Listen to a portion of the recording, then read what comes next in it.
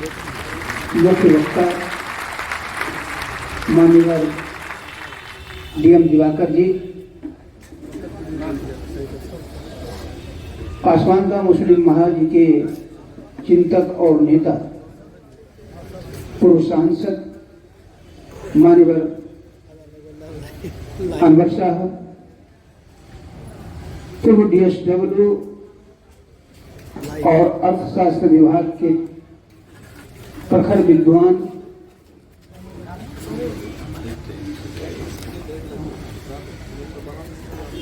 उपेंद्र बाबू, professor Iqbal साहब,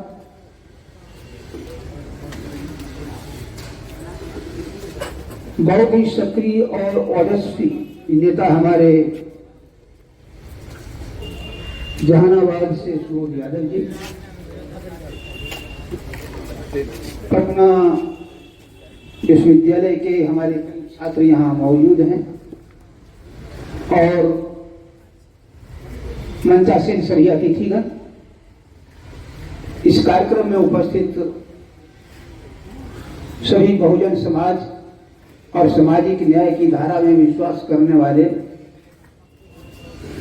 बुजुर्गों, युवाओं, साथीगण, बातें बहुत हुई है, काफी समय हो गया है। सभी साथियों को, अतिथियों को भूख भी लग रही है। इसको ध्यान में रखते हुए मैं अपनी बात बहुत ही संक्षेप में रखना चाहूंगा। जितनी बातें हमारे अतिथियों ने की है और इनको यादव जी ने जो विषय प्रवेश किया है, पर्चा निर्गत हुआ है सामाजिक न्याय आंदोलन की तरफ से, अगर उन सभी बातों को समेट करके हम देखें तो ये 85-90% लोग गरीब क्यों हैं, कुछ लोगों को छोड़कर अशिक्षित क्यों हैं, लाखों लोगों के पास घर क्यों नहीं है बिहार में, ये सारी बातों को अगर इस क्यों को समझना चाहें हम, इसके बिहार में एक ऐतिहासिक पृष्ठभूमि भी है। वामपंथी आंदोलनों ने और अम्बेडकरवादी आंदोलनों ने, समाजवादी आंदोलनों ने बिहार के समाज को ढीला जरूर किया, उसके जकड़न को तोड़ा जरूर कुछ, लेकिन आजाद कराने में असक्षम साबित हुआ। उनके आंदोलनों के परिणाम स्वरूप ही हम लोग यहाँ बैठे हैं। जो लोग भी सेवाओं में गए हैं, जो लोग पढ़ लिख रहे हैं, जो सेवाओं में जाने के क्रम में हैं, उन सभी लोगों के पीछे ये ऐतिहासिक आंदोलनों का योगदान रहा है।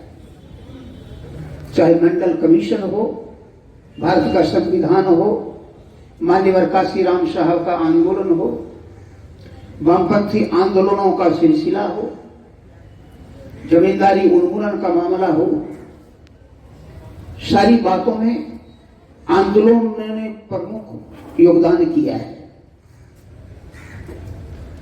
लेकिन दो घटनाएं हुई इस देश में। जब मंडल कमीशन लागू हुआ और 27% आरक्षण, जिनकी आबादी 60% थी, उनके लिए 27% आरक्षण आया और क्रीमी लेयर के साथ आया। बिहार के पिछड़े वर्ग ने कोई आंदोलन खड़ा नहीं किया इस अन्याय के खिलाफ में। सुप्रीम कोर्ट के इस निर्णय के खिलाफ में कोई आंदोलन खड़ा नहीं किया। जब कॉलेजियम सिस्टम लागू कर दिया गया, जो 1990-91 तक नहीं था कॉलेजियम सिस्टम, तब हमने कोई आंदोलन खड़ा नहीं किया, जिसके कारण आज जितने भी निर्णय फैसले आ रहे हैं वे सभी ब्राह्मणवाद के पक्ष में, पूंजीवाद के पक्ष में और सामंतों के पक्ष में आ रहे हैं। अगर कॉलेजियम सिस्टम के समय उसी समय हम लड़े होते, आज ये नौबत नहीं आती। जब 27% आरक्षण हुआ लागू, 50% की बातें कही, 50% की सीमा है। भाई सुप्रीम कोर्ट तुम कौन हो 50% की सीमा तय करने वाले कि 50% ही आरक्षण मिलेगा? तुमने धन दौलत में इसको लागू नहीं किया, तुमने धन दौलत जमीन में इसको लागू नहीं किया। तुम्हारे यहां तो केस पेंडिंग रहा, तुमने लागू नहीं किया।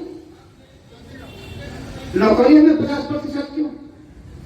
और हल तो तब हो गई जब EWS सवर्ण गरीबों के लिए 10% आरक्षण हुआ, और इसमें हमने कहीं भी प्रतिरोध नहीं किया। सुप्रीम कोर्ट ने भी उसको ओके किया। और सबसे बड़ी हास्यास्पद बात क्या हुई है बिहार के लिए? ये माननीय नीतीश कुमार जी ने, ये देश का पहला राज्य था, पहला विधानमंडल था जिसने EWS को मान्यता देने के लिए विधानसभा की बैठक और उसको पारित करके भेजा। नोटबंदी हुआ, नोटबंदी पर भी ये पहला राज्य था जब नीतीश कुमार ने विधानमंडल की बैठक बुलाई और उसको ओके किया, उसका समर्थन किया। हम लोग चुपचाप रहे। क्यों चुपचाप रहे? पिछड़ा के नाम पर, कुर्मी के नाम पर, कोयरी के नाम पर,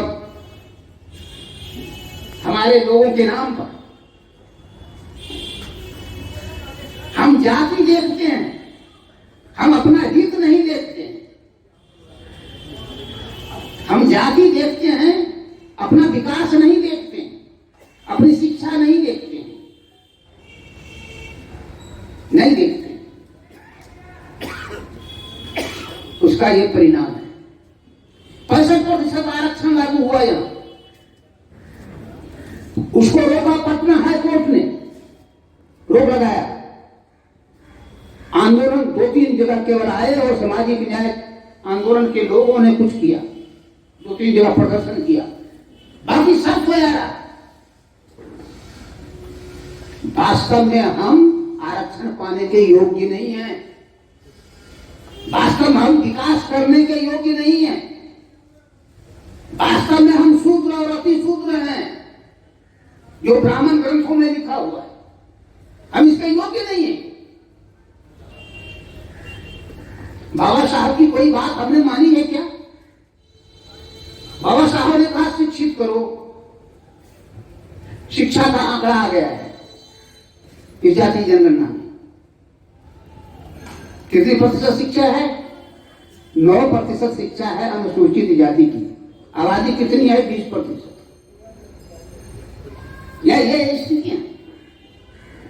पिछले वर्ष 60% की आबादी है, शिक्षा कितनी है? 30%। इसको समझें, धन दौलत के मामले में भी समझें। बातें कर दी है, लेकिन वास्तव में हम शिक्षित होने के योग्य नहीं। शिक्षा के लिए अवसर जो दिया है संविधान ने हमें, हम उसके पाने के योग्य नहीं। क्या हम अपने गांव के स्कूल को चला पा रहे हैं? क्या अपने गांव और मोहल्ले के स्कूल को हम चला पा रहे हैं? नहीं चला पा रहे। क्या 5-6 आदमी 10 आदमी का भी संगठन हमारे गांव में है?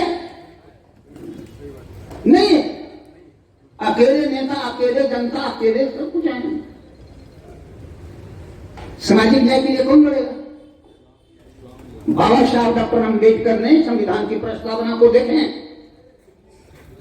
न्याय को 3 भाग में बांटा उन्होंने। सामाजिक न्याय, आर्थिक न्याय, राजनीतिक न्याय। सामाजिक न्याय नहीं तो आर्थिक न्याय भी नहीं, और सामाजिक आर्थिक न्याय नहीं तो राजनीतिक न्याय भी नहीं। वो क्रम है, वो सीरियल है।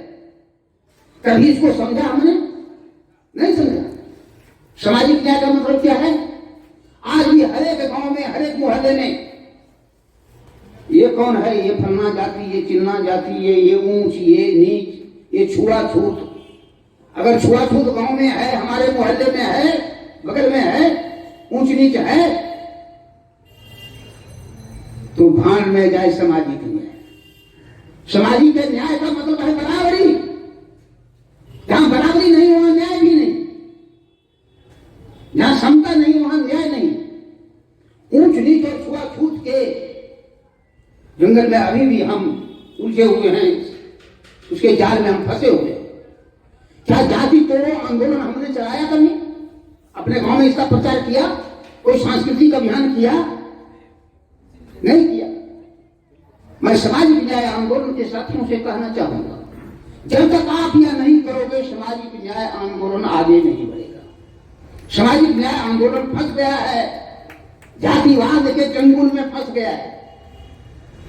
ये जातिवाद के जाति जनगणना हुई है, सब जाति अपना जाति सम्मेलन कर रहा है। किस लिए कर रहा है? हमारा एमएलए होना चाहिए, हमारा मुखिया होना चाहिए, हमारा सरपंच होना चाहिए, हमारा एमपी होना चाहिए।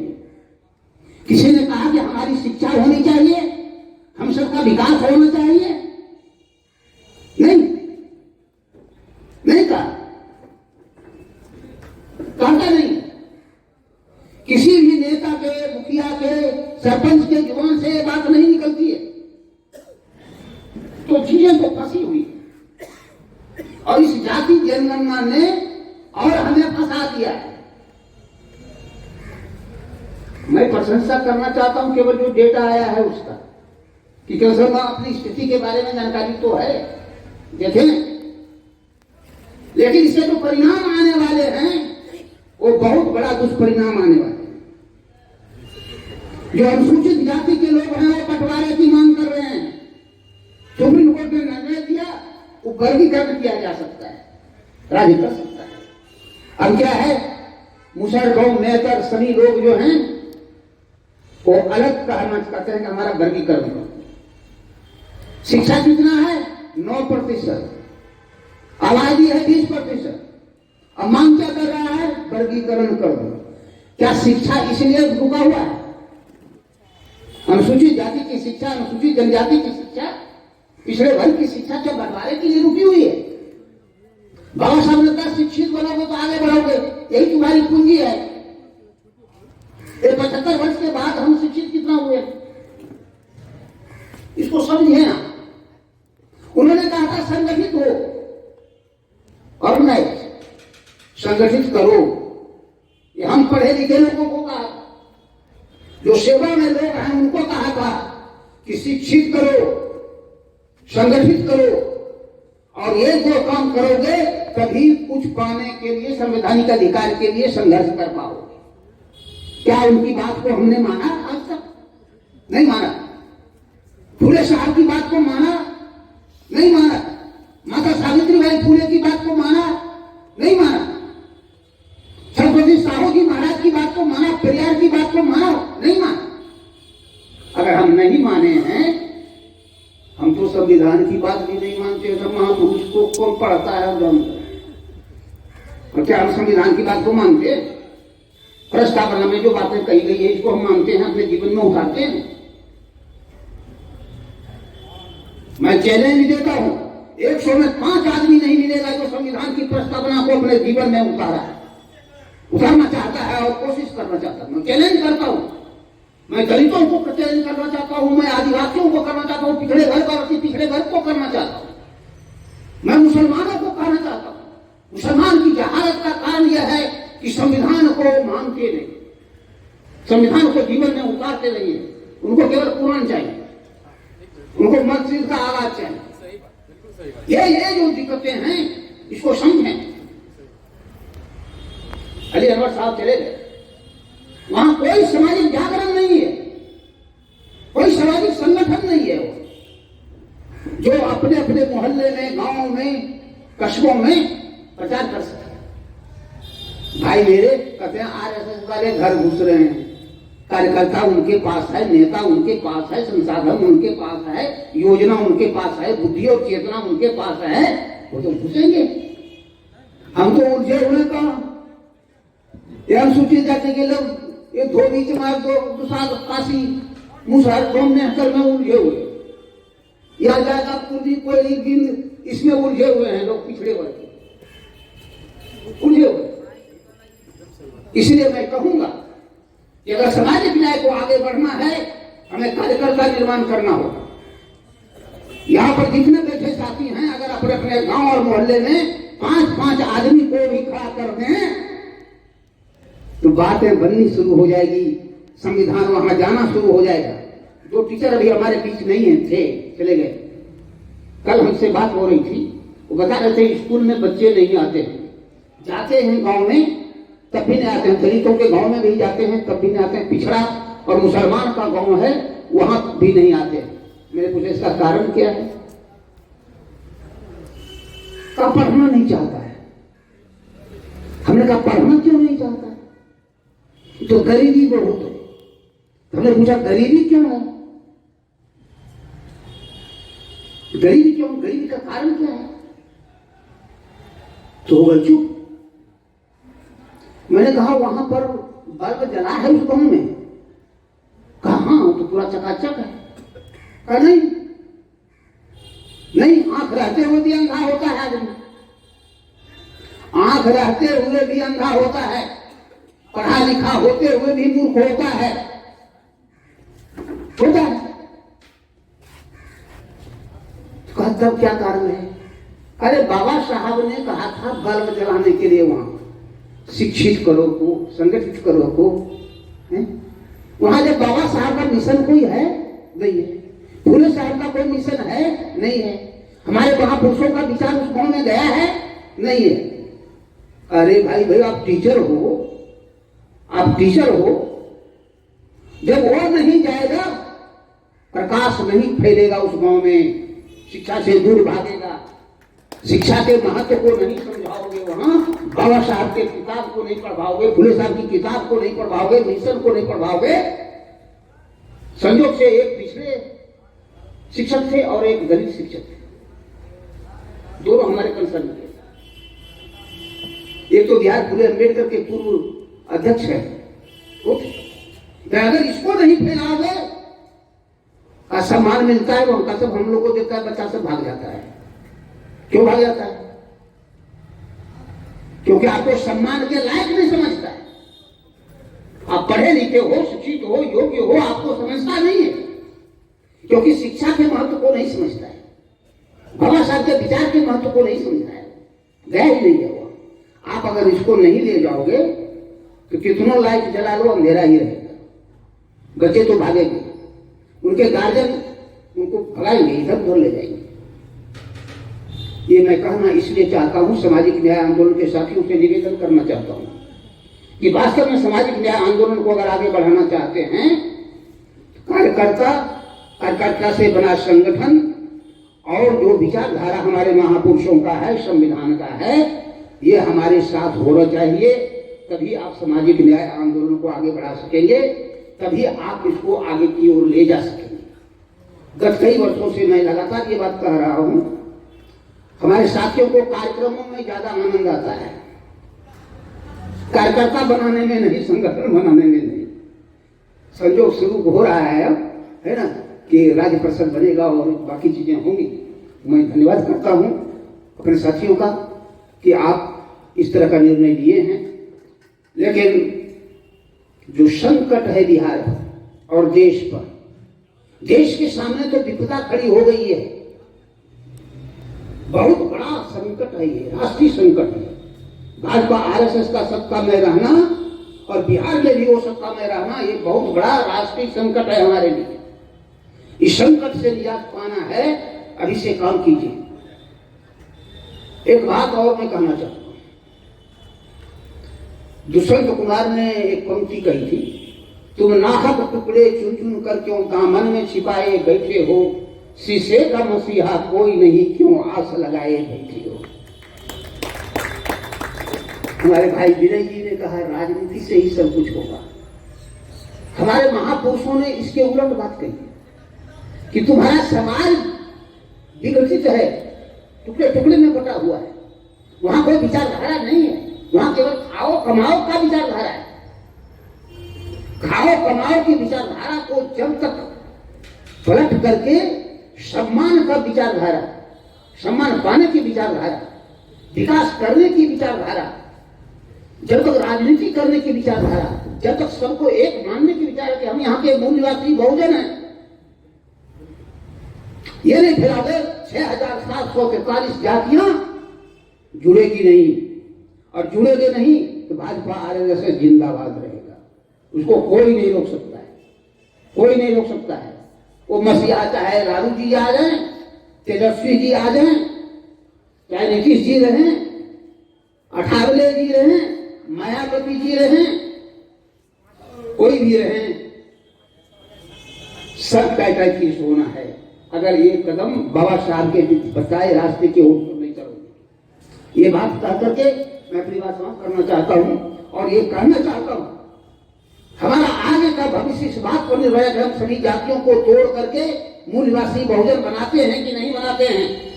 अगर हम समाज को इकट्ठा करेंगे तभी राजनीति कर सकेंगे, और तब हमें नीतीश के यहाँ, लालू जी और तेजस्वी के यहाँ जाना नहीं पड़ेगा।